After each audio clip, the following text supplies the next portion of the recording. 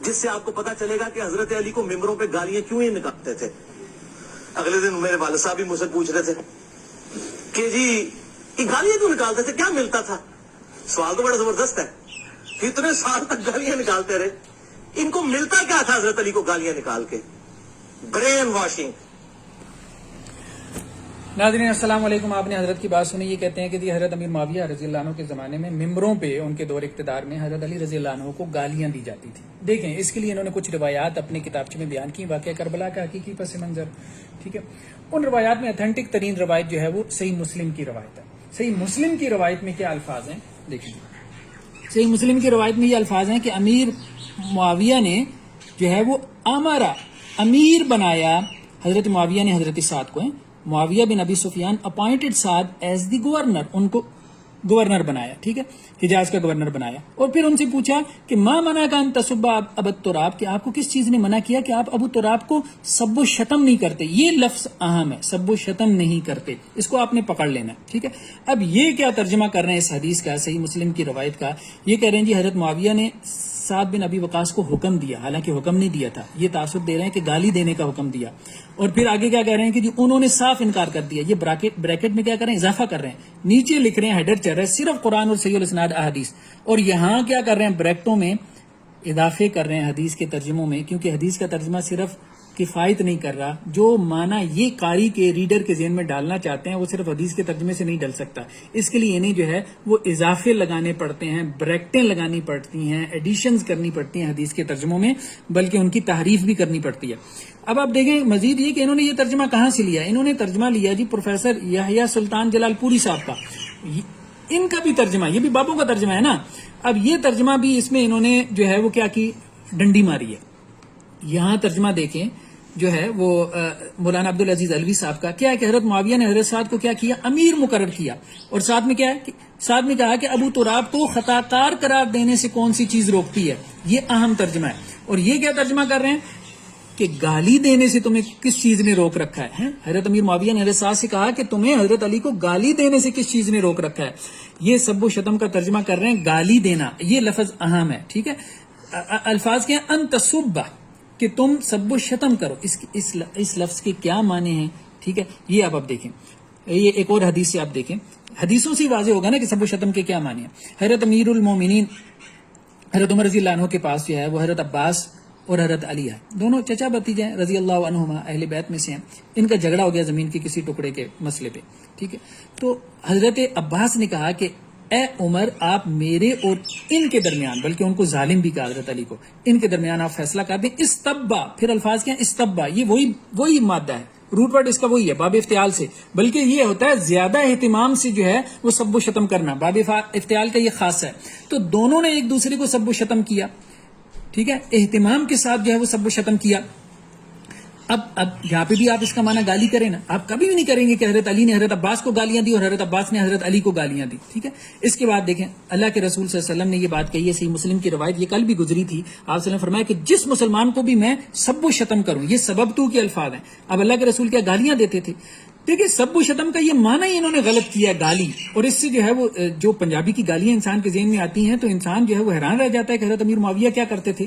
تو یہ ترجمہ جو ہے وہ بالکل غلط انہوں نے کیا ہے سب و شتم کا. ایک تو انہوں نے ترجمے میں جو ہے وہ تعریف کی ہے کہ حضرت امیر معاویہ نے حضرت سعد کو جو ہے وہ گورنر بنایا تھا. انہوں نے کہا کہ جی نہیں, گورنر نہیں بنایا, حکم دیا گالی دینے کا. دوسرا بریکٹس میں اضافہ کیا. تیسرا یہ کہ سب و شتم کا معنی جو ہے وہ گالی کرنا کیا ہے, حالانکہ سب و شتم کا معنی صحیح حدیث کی روشنی میں جو ہے وہ گالی نہیں بنتا. اگر یہ گالی بنتا ہے تو پھر معاذ اللہ رسول اللہ صلی اللہ علیہ وسلم بھی گالیاں دیتے تھے, پھر معاذ اللہ حضرت عباس اور حضرت علی بھی ایک دوسرے کو جو ہے وہ گالیاں دیتے تھے. پھر اس کے بعد آپ یہ دیکھیں کہ گالی کون سی دی جاتی تھی. یہ صحیح مسلم کی روایت ہے, یہ بھی کیا ہے, صحیح بخاری کی روایت ہے. ٹھیک ہے, یہ حوالہ آپ کے سامنے آ رہا ہے. ٹھیک ہے, یہاں پہ کیا حضرت سال یہ کہتے ہیں کہ جی ان کے پاس ایک شخص آیا جو وہ کہہ رہا تھا کہ جی مدینہ طیبہ کا حاکم جو ہے وہ حضرت علی کو برسر ممبر بدگوئی کرتا ہے. تو حضرت سال نے پوچھا کیا کہتا ہے بھائی, تو وہ کہتے ہیں جی وہ ابو تراب کہتا ہے. حضرت سال نے مسکرا کے کہا کہ بھائی اللہ کی قسم یہ نام تو خود اللہ کے نبی صلی اللہ علیہ وسلم نے حضرت علی کا رکھا ہے. تو اب مجھے بتائیں زیادہ سے زیادہ گالی جو حضرت علی رضی اللہ تعالیٰ عنہ کو ممبر پہ دی گئی حضرت امیر معاویہ کے ساتھیوں کی طرف سے, وہ صحیح بخاری کی روایت کے مطابق یہ الفاظ ہیں ابو تراب کے. ابو تراب کے لفظ کیا گالی, ٹھیک ہے، غیر مناسب رویہ تھا کہ ممبر پہ حضرت علی کو ابو تراب نہیں کہنا چاہیے تھا. بیسیکلی کیا ہوتا تھا، ٹھیک ہے تنقید ہوتی تھی، ہم یہ مانتے ہیں، سب و شتم کے الفاظ جہاں حدیثوں میں ہیں اس سے مراد کیا ہے کہ حضرت امیر معاویہ کی طرف سے ان کے ساتھیوں کی طرف سے حضرت علی پہ تنقید ہوتی تھی. تنقید کیا ہوتی تھی کہ آپ قاتلان عثمان سے کیوں نہیں بدلہ لیتے. حضرت عثمان رضی اللہ عنہ خلیفہ راشد تھے، تیسرے خلیفہ تھے، اپنے گھر میں مدینہ منورہ میں شہید کر دیے گئے. اس کے بعد حضرت علی امیر المومنین ہیں تو وہ تنقید کرتے تھے کہ آپ ان قاتلان عثمان سے بدلہ لیں، ان میں سے بعد آپ کے لشکر میں ہیں.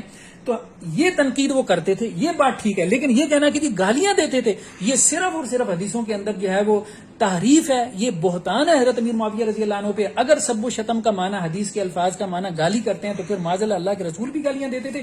معاذ اللہ ابھی ہم نے آپ کو حدیث دکھائی ہے جو ہے وہ صحیح مسلم کی کہ صحیح بخاری کی کہ حضرت عباس و حضرت علی رضی اللہ تعالیٰ عنہ نے بھی ایک دوسرے کو سب و شتم کیا. پھر گالی اگر آپ کہتے ہیں نا، سب سے سخت ترین الفاظ اگر کسی نے حضرت علی کے لیے استعمال کیے تو وہ حضرت عباس ہیں.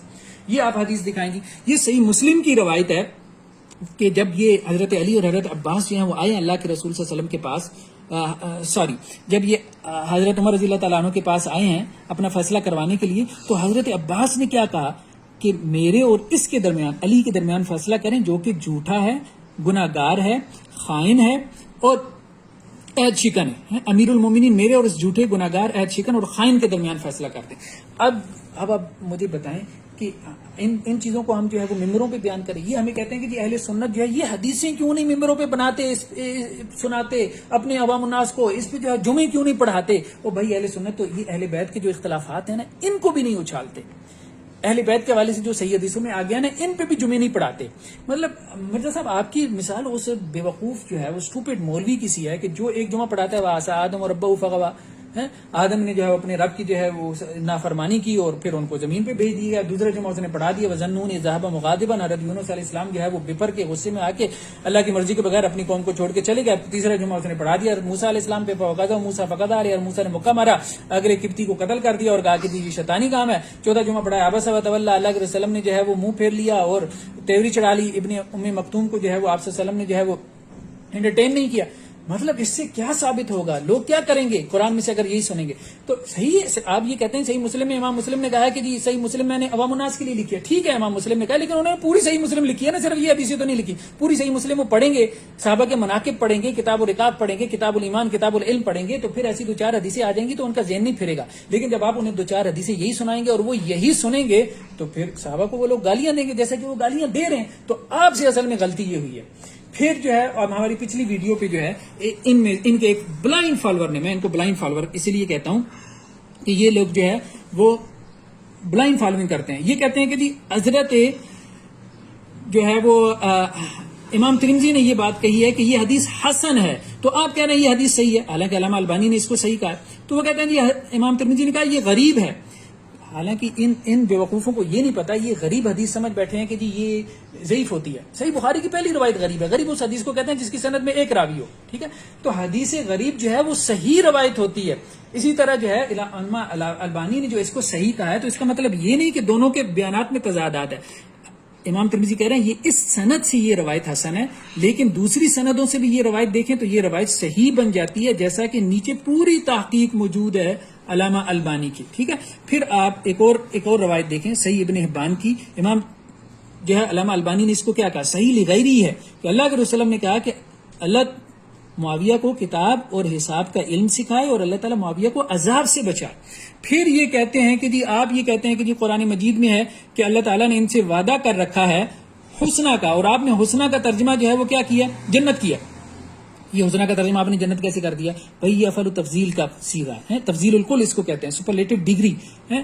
عربی کے الف بھی آپ کو آتی نہیں ہے تو اس کا مطلب کیا ہے، سب سے بہترین بھلائی. سب سے بہترین بھلائی کیا ہو سکتی ہے جو اللہ تعالیٰ نے صحابہ کو دی ہے، ٹھیک ہے. وہ سب سے بہترین بھلائی جو ہے وہ جنت ہے. جیسے احمد رضا خان نے اس کا صحیح ترجمہ کیا یہاں پہ کہ جنت کا اللہ تعالیٰ نے جو ہے وہ ان سے وعدہ فرمایا. تو اب آپ دیکھیں یہ بعد میں کیا کہہ رہے ہیں، مطلب یہ میرے فیس بک پیج کے اوپر یہ لوگ آ رہے ہیں، کاپی پیسٹ کیے جا رہے ہیں کہ جی سر ہمارے خیال میں آپ کے ہیں، آپ ناسبی ہیں، یہ اویس خالد کہہ رہا ہے، یہ اسرار اوان کہہ رہا ہے، ٹھیک ہے. اس کے بعد آپ دیکھتے چلے جائیں، ٹھیک ہے.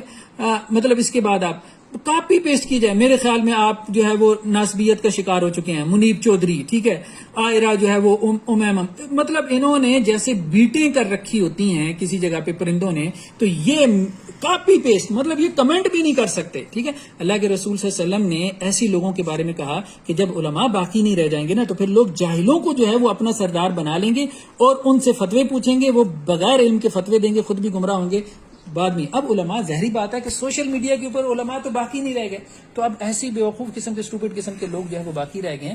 تو مرزا صاحب, میری آپ کو گزارش یہ ہے کہ آپ یہ جو سمجھتے ہیں نا کہ آپ کے یوٹیوب چینل پہ 1.17 جو ہے وہ ملین سبسکرائبر ہیں, 11,70,000. لیکن بات یہ یوٹیوبر جو ہے وہ کسی اسمارٹ فون کا یوٹیوب چینل آپ دیکھ لیں, وہاں پہ ملین میں سبسکرائبر ہیں. اسی طرح جو ہے وہ یہ جو نرسری رائمز والے ہوتے ہیں ان کے ملین میں سبسکرائبر ہیں. کوئی پرینک جو یہ کامیڈین موویز بناتے ہیں ان کے جو ہے وہ ملین میں سبسکرائبر ہیں. بات یہ ہے کہ یہ سارے انٹرٹینمنٹ والے لوگ ہیں. لوگ آپ کے چینل کو سبسکرائب اس لیے نہیں کرتے کہ وہ آپ سے دین سیکھنا چاہتے ہیں, وہ یہ سمجھتے ہیں کہ آپ کے چینل کو سبسکرائب کر کے انہیں ایک اچھا جوکر مل جاتا ہے جس کا شو وہ دیکھنا چاہتے ہیں انٹرٹینمنٹ کے لیے, مطلب ایک کامیڈی کے طور پہ. تو آپ یہ مت سمجھیں کہ جی آپ کوئی دین کی خدمت کریں. کتاب و سنت کے نام پہ آپ نے لوگوں میں کیسی جہالتیں پیدا کر دی ہیں, کیسی جہالتیں جو ہے وہ آپ نے لوگوں کے اندر جو ہے وہ بھر دی ہیں. مطلب لڈن جعفری جیسے لوگوں کو جو ہے وہ انسان بھول جائے, عامر لیاقت جیسے لوگوں کو جو ہے وہ انسان بھول جائے. آپ کے اور آپ کے فالوور جو بلائنڈ فالوورز ہیں ان کے بارے میں جب ہم دیکھتے ہیں. مزید یہ ہے کہ انجینئر محمد علی مرزا پہ ہماری جو تصانیف ہیں, انجینئر محمد علی مرزا, اس پہ تفصیلی رد موجود ہے. ہماری یہ ویب سائٹ پہ جو ہے یہ انجینئر محمد علی مرزا افکار و نظریات جو ہے یہ کتاب جو ہے وہ موجود ہے, اس کو آپ دیکھیں. ٹھیک ہے, پھر اصول حدیث کے بارے میں جو ہے وہ ہمارے لیکچرز ہیں, یہ 13 کے قریب لیکچرز ہیں. اس کی بنیادی جو اصطلاحات ہیں ہمارے یوٹیوب چینل پہ جو ہے وہ پڑھے ہیں, ان کو آپ دیکھیں. تو اللہ سے دعا ہے کہ اللہ تعالیٰ جو ہے وہ ان کو ہدایت دے, لیکن یہ ہے کہ نظر نہیں آ رہا کہ ان کو کوئی ہدایت ملنے والی ہے, کیونکہ اس کے لیے جہالت کو چھوڑنا پڑتا ہے. اور جہالت جو ہے وہ ظاہری بات ہے کہ اس کو چھوڑنا بہت انسان کے لیے مشکل ہو جاتا ہے جب انسان کے اتنے سبسکرائبر بھی ہوں اور اس کی واہ واہ بھی ہو. اللہ سے دعا ہے کہ اللہ تعالیٰ سب کو سیدھے راستے پہ چلنے کی توفیق عطا فرمائے. السلام علیکم.